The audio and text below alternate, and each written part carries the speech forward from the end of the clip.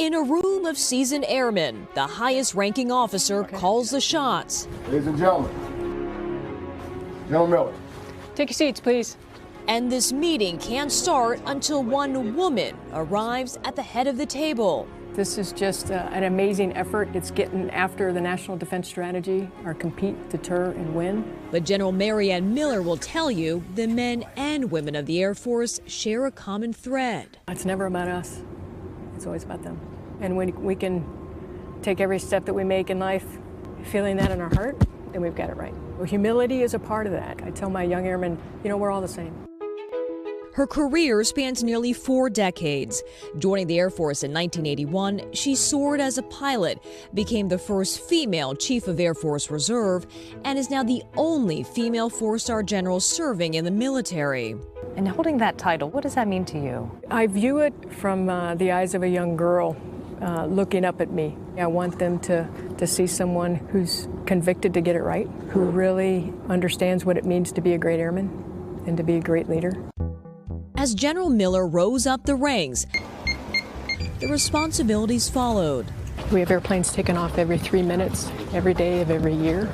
As head of Air Mobility Command, the general manages Air Force One and other planes that carry members of Congress.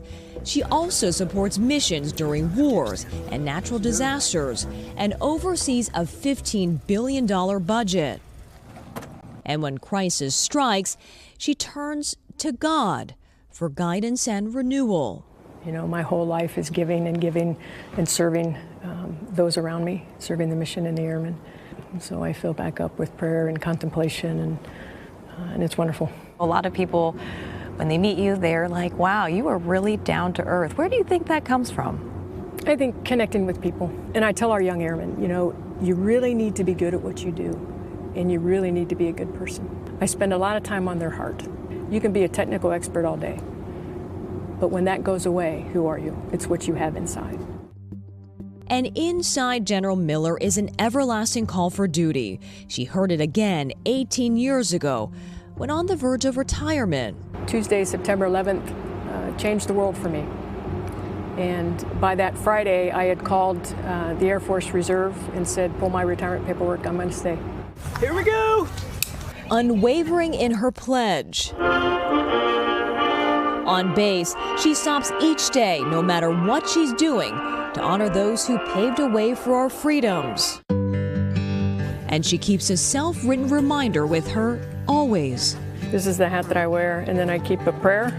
As I go my rounds from one distraction to another, let me whisper from time to time a word of prayer to you. Keep our service members and civilian members and our families strong in our purpose and safe in your arms. A 4-star general breaking barriers while navigating a course of service for the next generation of airmen. For today, Kathy Park, NBC News, Scott Air Force Base, Illinois. Well, General Maryanne Miller is with us now. We are so honored by your presence and grateful for your service. And you keep reminding me all morning, you say, it's not about me, it's about them. It is about them. Yeah. It's about them. They're our future. They're our future. When you look out at these young men and women, it was 40 years ago, you were standing where they're standing. What emotions do you have looking out there? You know, their whole life's in front of them. And good choices will get them on the right path and keep them on the right path. And surrounding themselves with great people, great friends, and stay committed to your path and your journey.